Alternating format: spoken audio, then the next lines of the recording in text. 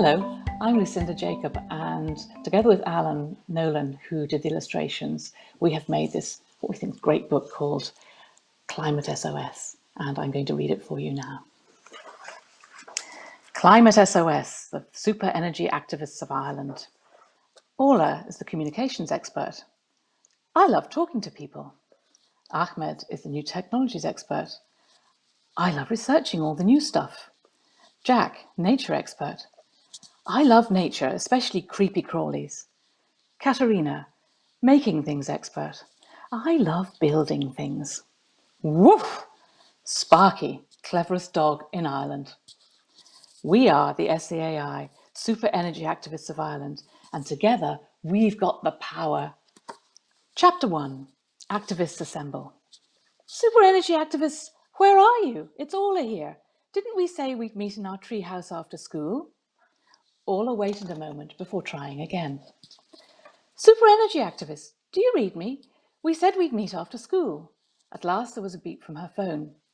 Ahmed here, Orla. I'm busy on my project about ocean energy. What's up? Before she could answer, there was another, and then another beep, and all the group were on. I'm on my way, said Jack. I'm on the new cycle path that goes through Ballycarrick Park. Got your message, said Katerina. I'm just adding a few more bamboo canes to the bee hotel I'm making. Then I'll be on my way too. When they all arrived, Orla said, do you remember what we learned about climate change in school and how it can be really bad for plants and animals and us? Yes, said Jack. Climate change means more storms and floods and even droughts all over the world, and it has a huge effect on habitats. Our planet is calling SOS, said Katerina, and people aren't doing enough to help nature. So I think it's time for us super energy activists of Ireland to act. Woof, woof, woof, woof, woof. Or they don't know it. But I know exactly what they're saying, and I'm ready for action, said Sparky, SEAI, cleverest dog in Ireland, who was lying at Orla's feet. You're right, Katerina, said Jack. Think of the crazy weather we've been getting, the extra wet winters that aren't really cold, and then the mad hot summers tell us that the climate is changing. The problem is the way we've been making and using energy, said Ahmed. Especially wasting energy, Orla interrupted. So true, Orla, he said. And people have been burning too much fossil fuel like oil, coal and turf to make energy. And using loads and loads of petrol and diesel in their cars, Jack declared. They're all made of carbon and give off carbon dioxide when we burn them for energy or to make plastic, said Katerina. And scientists know that's what's causing climate change, Ahmed added. So what can we do? Asked Orla. I think we can start with our own school, said Ahmed. Everyone in our class knows about climate change now. Maybe we can make some changes ourselves. We can all do something, said Jack. If everyone started with small changes, then altogether it would make a big difference. Maybe we could talk to the green team and get the whole school involved, said Katerina. Great! It sounds like something for us super energy activists of Ireland, said Orla. Let's see what we can do. See you in school tomorrow. When the 5 members of SEAI got to Ballycarrick National School the next day, poor Sparky had to stop at the gate. The clever dog sat there thumping her tail on the ground, wishing she could go to class too, as more children ran into school. Just then, Caitlin and Harry came round the building. Hi, said Harry. I like the green team badges, said Ahmed. Cool t-shirt, Ahmed, Caitlin replied. SEAI told Caitlin and Harry how they wanted to stop climate change and protect nature. They told them about their idea of getting the whole school involved. There are lots of things we can do to help plants and animals, said Jack. One of the best things we can do is reduce the energy we use, said Harry. We can try not to waste it, said Katerina. Yes, said Orla, and we can stop using fossil fuels for our energy. We can change to different types of energy like wind and solar energy. Has the green team noticed any ways we use too much energy in school? Asked Ahmed. Yes, yes, Harry and Caitlin replied. Harry showed the gang the hot, stuffy classrooms and the ancient oil-fired boiler, which only had 2 settings, on full blast or completely off. That explains the burning hot water in the taps and the over-hot radiators, Jack exclaimed. Caitlin pointed out the thin walls of the school building and the single glazed windows. Katerina noticed that some of the classrooms still had their interactive whiteboards turned on, even though they weren't being used. No insulation in the roof, I suppose, asked Ahmed. I don't think so, said Caitlin. I think we've got a lot to learn in this school, said Jack. You can say that again, said Orla. We've got a lot to learn, Jack began. I didn't mean you to literally say it again, Jack, said Orla. Then why did you say to say it again? Oh, forget it, said Orla. Whenever there's energy being wasted, a certain little green friend of mine is sure to be about. Let me see if I can sniff him out. And look up, said Caitlin. I'm pretty sure we are wasting energy with these old light bulbs too. Especially when we forget to turn them off when we leave the room, Harry piped up. Switch off before you head off. There is so much we can do, said Orla, but we need to get everyone involved. We are all using too much of the Earth's resources. We humans are damaging our planet and everything that lives on it is affected. We need to use less energy and stop wasting it. And the energy we do use should be renewable, sustainable and green, because that's less damaging to the Earth and all the plants and animals, said Caitlin. So we need to tell them about that, said Harry, and about ways we can help our planet. We don't need to go far, said Jack. We have lots of stuff we can show about the importance of protecting habitats and biodiversity, especially our native trees and pollinator plants, right here. Then we can research the ways the school can make changes and start reducing energy waste, said Ahmed. Caitlin and Harry looked at each other. That's brilliant, said Caitlin. We need to get everyone involved, said Harry. The Green Team can hold an Energy Action Day and invite all the children, their families and teachers. I'll start making some bird boxes to show them, said Katerina, as Sparky rushed past, nearly knocking Harry off his feet. Guzzler, was Sparky. I thought you might be here. Guzzler took one look at Sparky and took off with Sparky hot on his heels. Hey, not so fast. Who or what was that? Asked Orla. I don't know, answered Ahmed, but it will only take a sec to look him up. Or it up. On my Ahmedopedia. He took a small device out of his backpack and quickly powered it up. My Uncle AJ helped me make this, and he's a genius. The screen flickered to life, and two strange-looking characters appeared on it. The Ahmedopedia, search complete. Max Siphon, a selfish, greedy energy waster who dislikes animals almost as much as he despises other people, is indifferent to the environment and only thinks of himself. Guzzler, a well-intentioned nitwit who still has a lot to learn about reducing energy waste. A few minutes later, Sparky caught up with Guzzler, just in time to see him disappearing through the doors of a huge, brightly lit mansion.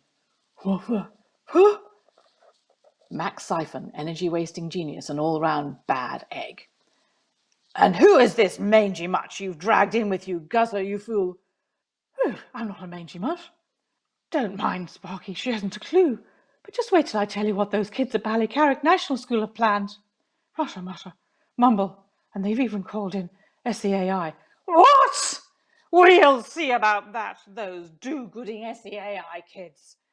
I've heard about them. I'll stop their super ideas. Chapter 2. Bursting with Energy. A few days later, Sparky arrived back at Ballycarrick National School to find the Energy Action Day in full swing. Things were happening all over the school. Caitlin and Harry had been working hard to make it happen. Now they and the school green team were at reception, welcoming children and their families and telling them what was on offer. SEAI were there too. Jack was leading a workshop by the bike park in the school grounds. Look how our new bike shed is keeping our bikes safe and dry. It's even got a green roof with lots of plants and mini beasts already making their homes on it, he said. Can anyone tell me what this is? Butterflies love these wildflowers, full of nectar. Inside, people were gathered in the classrooms and the hall, attending workshops and talking excitedly. One focused on climate change. We can see the impact of rising temperature on the environment and people, said Katerina. It's not just the Arctic ice caps and tropical rainforests that are affected. We need to protect fragile habitats here too. At another table, Orla explained the energy challenge that some of the children were taking on. It's about small changes that add up to big change, she said. We can try and walk and cycle more, or turn the thermostats down on our central heating, down even 1 or 2 degrees. Has anyone here got any ideas for what else we can do? Orla gazed about the room. How about you, sir? No one had noticed that Max Siphon and Guzzler had followed Sparky to the school for the event, and now here were the wasteful twosome sitting at the back of the hall. Have you got any ideas to help with Climate SOS? Orla continued. Not me, said Max Siphon, looking startled. You are so switched on, dearie. Such a powerful speech. Orla turned to a more enthusiastic parent who had lots of good ideas. In the big hall, Ahmed was leading a discussion about technology for change. What about changing to green energy, a parent suggested. We could do that by changing to a supplier that uses renewable energy, like wind or solar, instead of fossil fuel. Something we could do immediately is change all the lights to LED, said the principal. I think we could look into that. That was brilliant, said Harry at the end of the afternoon, as SEAI and the Green team started to clear the chairs and set out the tables ready for class next day. None of them noticed one very angry-looking Max Siphon and Guzzler lurking in the shadows. Yes, we really got them on board, said Caitlin. The parents are going to fundraise for insulation for the school roof and walls. The teachers are going to churn the heating down to 18 degrees in the classrooms and see about getting heating control, said Ahmed.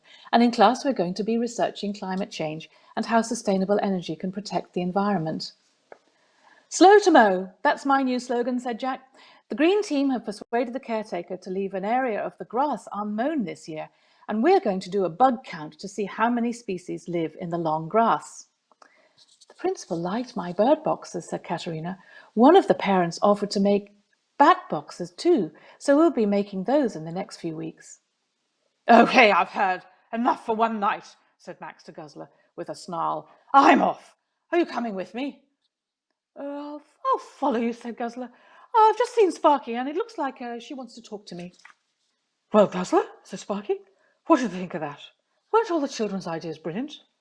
I suppose so, said Guzzler, sounding a bit unsure. So, will you be making any changes? Will you try and save energy? Will you help protect plants and animals? Sparky asked. She got no answer. While she'd been talking, Guzzler had disappeared. Back in the games room at the treehouse, Orla noticed a message coming from Ahmed in the planning room. Orla, he said, I think I can see something funny happening on the national grid. Could be a Climate SOS for SEAI. What's the national grid, Ahmed? Jack asked. It's the country's energy network, the power lines we see everywhere. And he replied, and there's a cool website which shows how much energy we get from wind. Find out as much as you can, said Orla. Is there something we can do? Said Katerina. I think I can do something, said Sparky to herself, barking for Orla to let her down from the treehouse. Later at Carbon Lux's mansion. What have we here? Ha ha ha, he he he, I'm using so much energy. Charge up my patent fossil fuel maximizer, Guzzler. Click. He he he. People are wasting so much fuel, their lovely, lovely carbon. They won't even notice a bit more disappearing. Ha ha, we are taking it from under their noses. That mean old Max Siphon. I've got to tell the others. What are you doing, Sparky? Said Ahmed as the dog nudged his elbow. You're not a pet, you're a pest. Sparky kept on pushing at Ahmed's elbow, making him hit the keyboard. Stop, shouted Ahmed. Sparky looked at the screen and sat back, satisfied with herself. Ahmed looked back at the new screen that had just popped up. Thanks, Sparky, he said.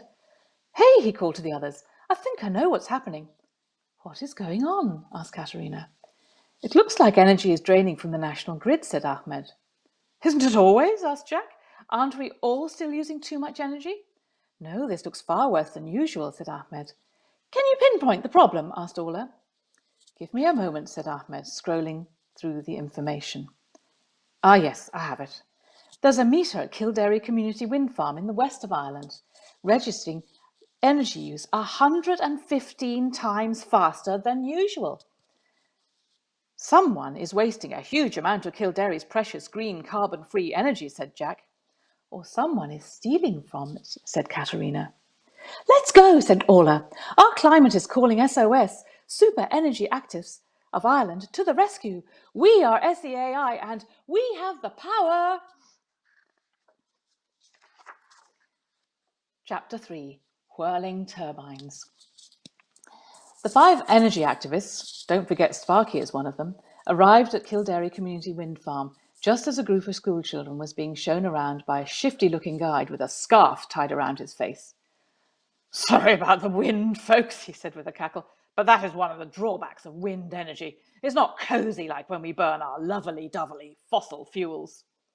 Several of the children looked confused, bemused, and upset. Excuse me, one of them said. We came to find out how great wind energy is. We know we have lots of wind we can use in Ireland, and we want to be carbon neutral back home in our community, just like you here in Kildare. Why are you saying fossil fuels are lovely, said another child, when all around us our planet is telling us we have to stop using them? The man began. Then a small green creature piped up. Don't bother with silly sustainables, he said. We're perfectly okay with the old fuels we've always used. The children looked even more confused, bemused, and upset. Guzzler, waffed Sparky. What are you doing here? Sorry, got to go, said Guzzler to the children and ran off with Sparky chasing after him. And Ahmed was close on her heels. Just then the guide's scarf was whipped from his face by a gust of wind. Don't I know you from somewhere, said Jack. I know who you are, Katerina exclaimed. You're Max Siphon. I bet you're the one stealing energy from the wind farm. Max started running. Quick, shouted Orla. After him! Look, he's heading for that wind turbine. No, you don't. Unhand me, you green do-gooder. Jack, grab the safety harness and rope. He, snap. Oh, yeah. Watch out for flying metal and the gaps in the ladder, too. Good thing we're full of energy. Yep, we definitely have the power. Wow, the turbine blades are amazing close up. But where is Max Siphon? Right here, you horrible eco-carbon neutral sustainable energy nincompoops. Oh, fizzling fossils. Whoopsie. Holy moly, he's fallen off the platform. He's caught hold of one of the turbine blades and he's spinning around. Yeah! We've got to help him. The next time he comes around, throw in the safety harness. Okay, you secure the rope. Got it. Blah! Foiled again. Quickly, to the siphon racer to make my escape.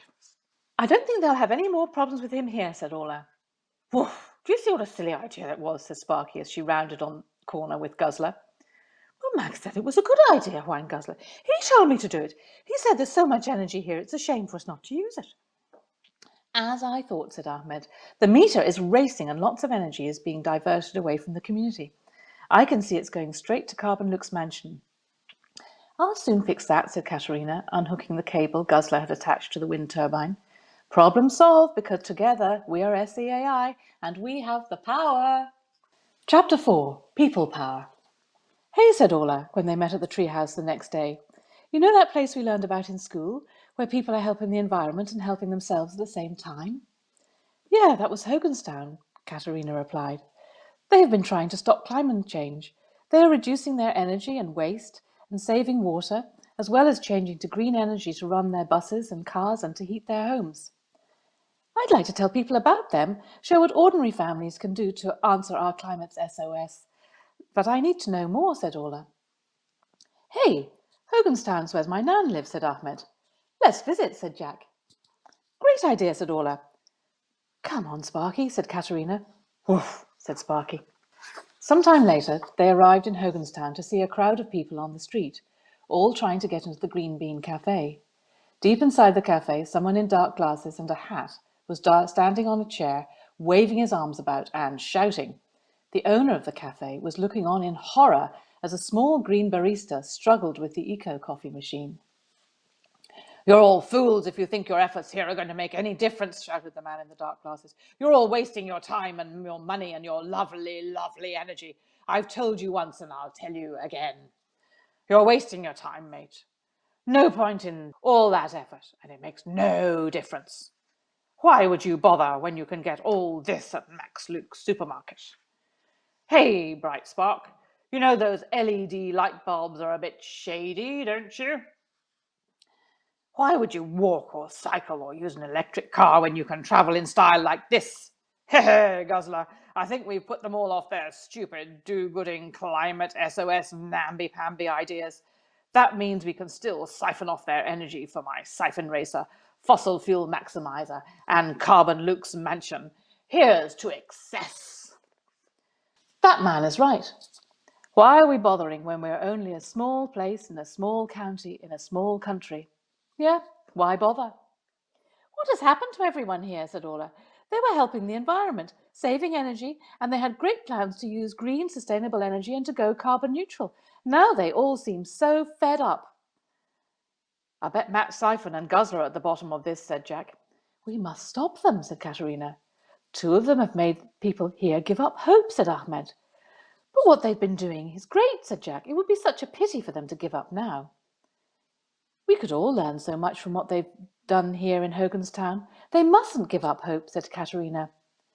We must give them hope again, said Orla, looking determined. Without hope, no one will answer the Climate SOS. This is our biggest emergency yet. Remember, we are SEAI and we have the power. Chapter 5. Why? Back in Hoganstown Community Centre, why? Why do we need to change to sustainable energy? That is what everyone in the place seems to be saying. We're the super energy activists of Ireland, and we'll tell you why, said Orla, turning to the other SEIA members. Number 1, said Jack, taking fossil fuels like oil, gas, coal and turf from the earth and sea destroys nature and the places where plants and animals and people live. Number 2, said Ahmed. Fossil fuels are unsustainable. They're going to run out. We are using them up and they can't be replaced. Number 3, said Katerina. The pollution from burning carbon in fossil fuels is poisoning our planet and causing it to warm up. It's causing climate change. We are all heading for extinction if we don't change. That is why we need to reduce our energy and change to green, renewable, sustainable energy like wind and solar and ocean energy, said Orla. There was a murmur in the hall as people started talking amongst themselves, and the super energy activists of Ireland were pleased to see that the mood had changed and people sounded hopeful, happy and enthusiastic again. You young people are right, said a man standing close by. We all need to keep on working to make our community carbon neutral and free of fossil fuels. Everyone else agreed. Sparky still looked worried. Woof, woof, woof, woof, woof, she barked at Orla.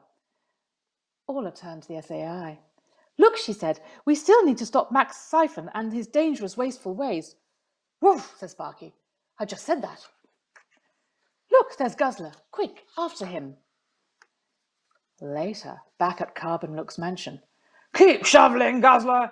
Keep that boiler full. I'll turn the fossil fuel maximizer up. Keep those old lights burning. Turn up the heating.